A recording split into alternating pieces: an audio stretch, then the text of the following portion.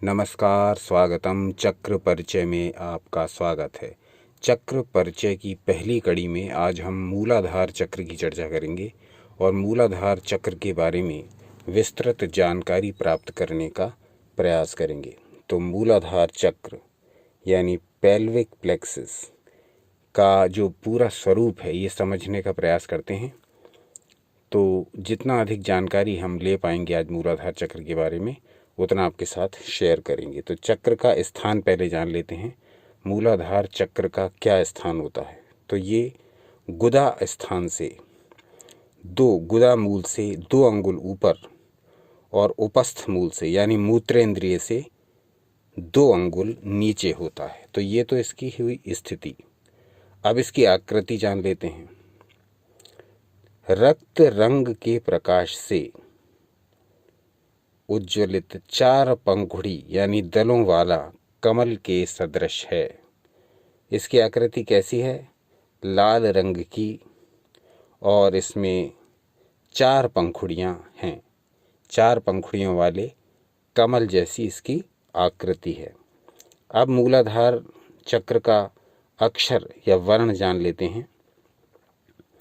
तो मूलाधार चक्र के 4 पंखुड़ियों पर जो अक्षर हैं वो हैं वम, शम, पम और सम।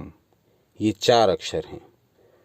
4 पंखुड़ियां हैं, चारों पंखुड़ियों पर अलग अलग अक्षर हैं। वो हैं वम, शम, पम और सम।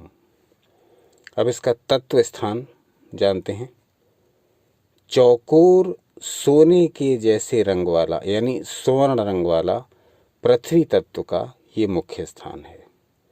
यानी पृथ्वी तत्व का मूल स्थान है ये मूलाधार चक्र और इसका प्रतीक है चौकोर स्वर्ण रंग यानी सोने जैसे रंग वाला चौकोर आकृति इसका तत्व स्थान है। अब इसका तत्व बीज जान लेते हैं मूलाधार चक्र का और इसका तत्व बीज है लम। अब तत्व बीज की गति कैसी होती है ये भी जान लेते हैं।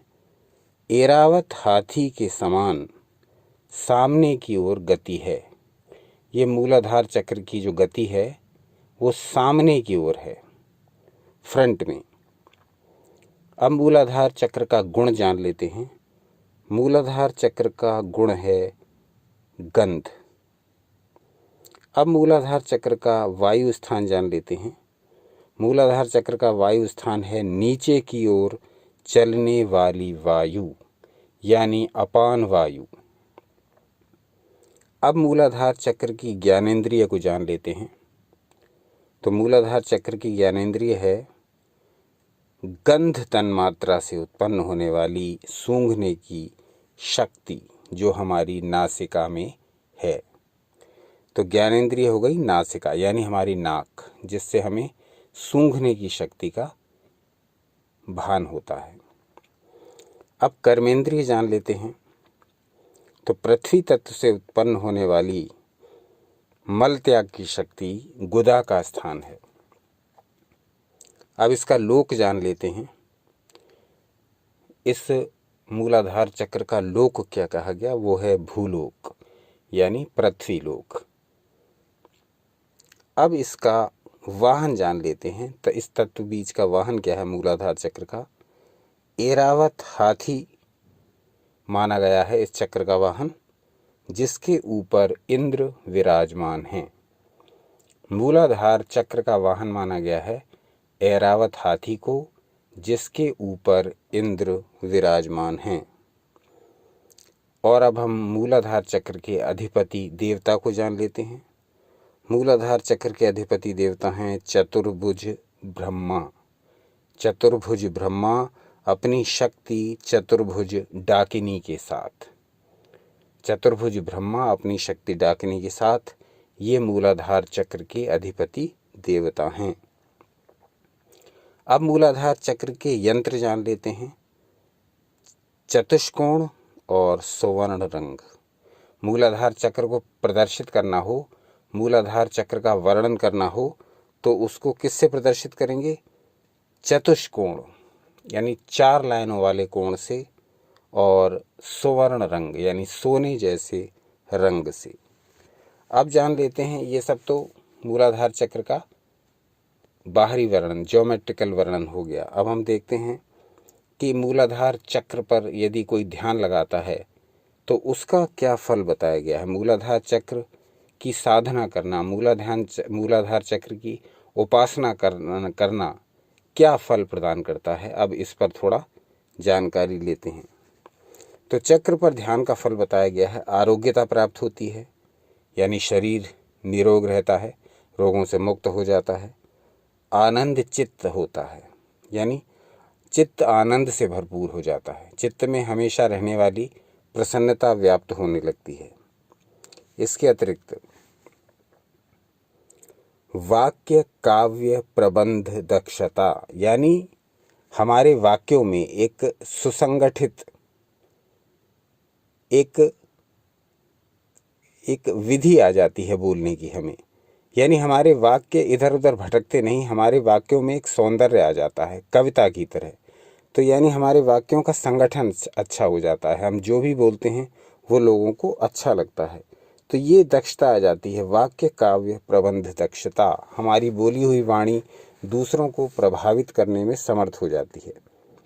इस चक्र के नीचे त्रिकोण यंत्र जैसा एक योनि मंडल है, त्रिकोण नीचे की ओर बना हुआ त्रिकोण है, जिसके मध्य कोण से सुषुम्ना यानी सरस्वती इसको कहा गया।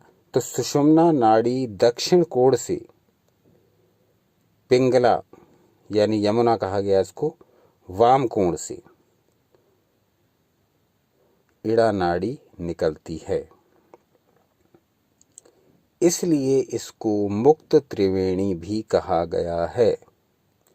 यानी इसमें सुषुम्ना, इसी में पिंगला और इसी में इड़ा, यानी मध्य कोण से सुषुम्ना नाड़ी जिसको सरस्वती कहा गया, दक्षिण कोण से पिंगला नाड़ी यानी जिसको यमुना कहा गया, और वाम कोण से इड़ा नाड़ी जिसको गंगा कहा गया, ये निकलती हैं, इसलिए इसको मुक्त त्रिवेणी कहा गया है। तो ये इसके बारे में बहुत ही दुर्लभ जानकारी है मूलाधार चक्र के बारे में। तांत्रिक ग्रंथों में ये भी बताया गया है कि इस योनि मंडल के जो नीचे की ओर झुका हुआ त्रिकोण है, इस योनि मंडल के मध्य में तेजोमय लाल रंग का यानी रक्त वर्ण क्लीम बीज रूप कंदर्प नामक स्थिर वायु विद्यमान है, जिसके मध्य से ब्रह्मनाड़ी के मुख में स्वयंभू लिंग है। इसमें कुंडलिनी शक्ति 3.5 कुंडल में लिपटी हुई शंख के आवर्तन के समान है। कुंडलिनी शक्ति का वर्णन हम आगे करेंगे। तो ये मूल शक्ति यानी कुंडलिनी शक्ति का आधार होने के कारण हम इस चक्र को मूल आधार कहते हैं। इसलिए इसका नाम बेसिक चक्र रखा गया है, क्योंकि यह कुंडलिनी शक्ति का आश्रय स्थल है। तो मूलाधार चक्र के बारे में हमने अपनी ओर से जितनी भी संभव हो पूरी जानकारी देने का प्रयास किया है। जो भी योग के साधक हैं, जो भी अध्यात्म पथ के पथिक हैं, उन्हें इस वर्णन से अवश्य ही कुछ ना कुछ लाभ हुआ होगा। जैसा भी हो बताएं। ये हमने चक्र परिचय की कड़ी का पहला रत्न प्रस्तुत किया मूलाधार चक्र के बारे में। यदि आप जिज्ञासा करेंगे, यदि आप कमेंट करके बताएंगे, तो हम सारे चक्रों के बारे में इसी प्रकार से विस्तृत वर्णन, पूरी जानकारी आपके समक्ष प्रस्तुत करेंगे। तो जैसा भी वो कमेंट करके बताइए। देखते रहिए आपका अपना चैनल यू एंड योगा। अपना अनमोल समय हमें देने के लिए बहुत बहुत धन्यवाद। सनातन शास्त्रों से जुड़े रहें, सदा आनंदित रहें।